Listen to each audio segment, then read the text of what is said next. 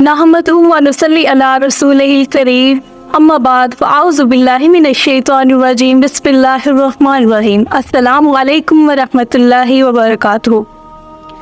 आपने कभी इस बात पे गौर किया है कि हया को इस्लाम में इतनी अहमियत क्यों दी गई है, या हया का हमारी पर्सनैलिटी, हमारे करैक्टर पर क्या रोल है? हया जिसके मुतल्लिक हदीस मुबारक है जिसमें हुज़ूर अकरम सल्लल्लाहु अलैहि वसल्लम ने फरमाया कि हर दिन की एक शनाख्त होती है और इस्लाम की शनाख्त हया है। जब हया इंसान के अंदर परवान चढ़ती है और उसकी रूह में समाती है तो अल्लाह सुब्हानहू व तआला की सारी रहमतें, सारी नेमतें उस शख्स पर नाजिल हो रही होती हैं। हदीस मुबारक है जिसमें हुज़ूर अकरम सल्लल्लाहु अलैहि वसल्लम के बारे में बताया गया है कि हुज़ूर अकरम सल्लल्लाहु अलैहि वसल्लम इस दुनिया में सबसे ज़्यादा, इवन अगर एक कुमारी लड़की खुद को पर्दे में ढांप के रखती है और हर बुराई से बचने की कोशिश करती है, आप सल्लल्लाहु अलैहि वसल्लम उससे भी ज़्यादा शर्म व हया वाले थे। हया जिसके बगैर औरत नामुकम्मल है, हया पर्दे के बगैर नाकिस है। एक हया और एक हिजाब मिलकर बाकिरदार औरत की अक्कासी करते हैं। हिजाब महज एक कपड़े का नाम नहीं जिसे औरत खुद को ढांपने के लिए इस्तेमाल करती है, बल्कि इसमें उसके सोचने का अंदाज, बोलने का अंदाज, चलने का अंदाज सब शामिल होता है। इसी मुतालिक हुज़ूर अकरम सल्लल्लाहु अलैहि वसल्लम ने फरमाया कि औरत तो है ही सरासर छुपाए जाने वाली चीज़,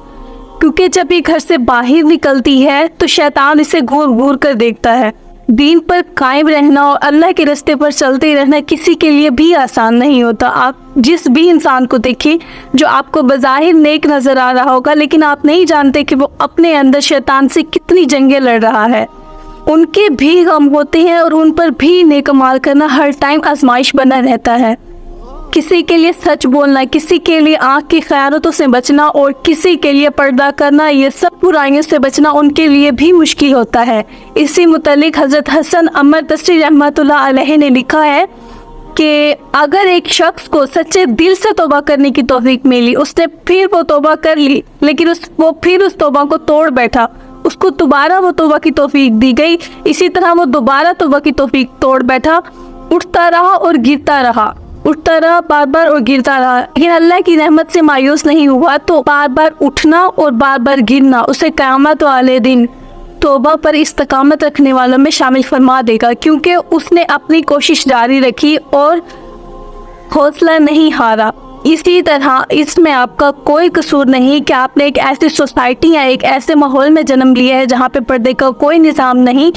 तो इसमें आपका बिल्कुल कसूर नहीं है। लेकिन अगर आप बेपर्दगी में ही मर गई तो इसमें आपका लाजमी कसूर होगा। अगर आप ये सोच रही हैं कि अगर मैंने हिजाब करना शुरू कर दिया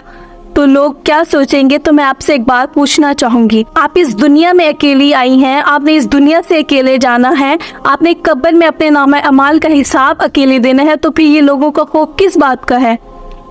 इंसान की ज़िंदगी का सबसे नाजुक मरहला उसकी जवानी होती है, क्योंकि इस उम्र में इंसान के पास वो सलाहियतें और वो ताकत होती है कि अगर वो चाहे तो अपने आप को नेक अमाल करने पर भी आमादा कर सकता है और अल्लाह सुब्हानहू व तआला की रज़ा हासिल कर सकता है, और इसी तरह अगर वो चाहे तो अपने आप को गुनाहों की दलदल में भी फंसा सकता है। अगर आपका जिक्र रिसालों में नहीं आता, आपके लिए ये बात ही बहुत बड़ी है कि अल्लाह सुब्हानहू व तआला कुरान पाक में आपकी हया का जिक्र फरमाते हैं। गुमनामी लड़कियों को कई फितनों से महफूज रख लेती है। आज मगरिब की फिक्र के हामिल लोग ये दलीलें देते हैं कि पर्दा तो या तो दिल का होता है या आँख का होता है। तो मैं उनसे एक बात पूछना चाहूँगी कि क्या आपने दीन को हज़रत मोहम्मद सल्लल्लाहु अलैहि वसल्लम और उनकी अहलियत से ज़्यादा पढ़ा है? अगर आपने पर्दे की अहमियत जाननी है तो आप हज़रत आयशा सिद्दीक़ा रज़ियल्लाहु तआला अन्हा की ज़िंदगी पढ़ के देखिए, जो फरमाती हैं कि जब हुज़ूर अकरम सल्लल्लाहु अलैहि वसल्लम ने इस दुनिया से पर्दा फरमाया तो मैं उनके हुजरे मुबारक में एक मामूली ओढ़नी ओढ़कर भी चली जाती थी, लेकिन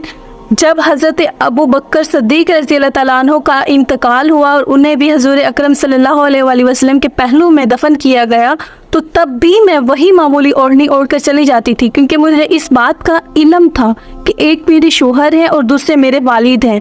इसके बरअक्स जब हज़रत उमर रज़ियल्लाहु तआला अन्हु का इंतकाल हुआ तो मैंने वहाँ जाना छोड़ दिया, सिवाय इसके कि मैं खुद को مکمل کور کر کے جاتی، با پردہ اور با حجاب ہو کر جاتی، کیونکہ مجھے اس وقت حضرت عمر رضی اللہ تعالیٰ عنہ سے حیا آتی تھی۔ تو جو قبر میں اتر چکے تھے ام المومنین، ان سے بھی پردہ کرتی تھی۔ یہ اصطلاحات استعمال کرنا کہ پردہ تو آنکھ کا ہوتا ہے، دل کا ہوتا ہے، تو میری بات یاد رکھیے کہ یہ ساری مغربی سوچ ہمارے اندر پیدا کر دی گئی ہے، کیونکہ اس امت سے حیا ختم کر دی جائے تو وہ نکارہ ہو جاتی ہے۔ حدیث مبارکہ ہے جس میں حضور اکرم صلی اللہ علیہ وآلہ وسلم بیان فرماتے ہیں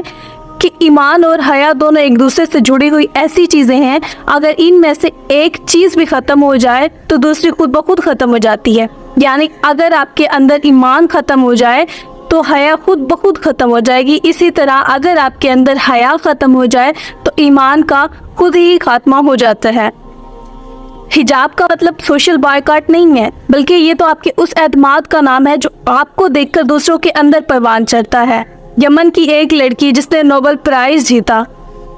ایک صحافی نے ان سے پوچھا کہ آپ نے اتنے نوبل پرائز بھی جیت لیے اور آپ اتنی تعلیم یافتہ ہو کر بھی با حجاب با پردہ کیوں رہتی ہیں؟ تو انہوں نے جواب دیا کہ آغاز کائنات میں انسان برہنہ تھا، جیسے ہی اسے شعور ملا تو اس نے لباس سے بے تن کرنا شروع کر دیا۔ ابھی آپ پر ہے کہ آپ نے کون سی کتاب بننا ہے، وہ کتاب جو ہر کسی کو ہر وقت میسر ہوتی ہے، جو لوگ اپنی وقت گزاری کے لیے پڑھتے ہیں، یا پھر آپ نے وہ کتاب بننا ہے جو غلاف میں لپٹی ہوتی ہے لیکن اسے ہاتھ لگانے کے لیے باوضو ہونا ضروری ہوتا ہے۔ حضور اکرم صلی اللہ علیہ وآلہ وسلم نے فرمایا کہ حیا ایمان سے ہے اور ایمان کا بدلہ جنت ہے، اور فحش گوئی ظلموں سے آتی ہے جس کا بدلہ جہنم ہے۔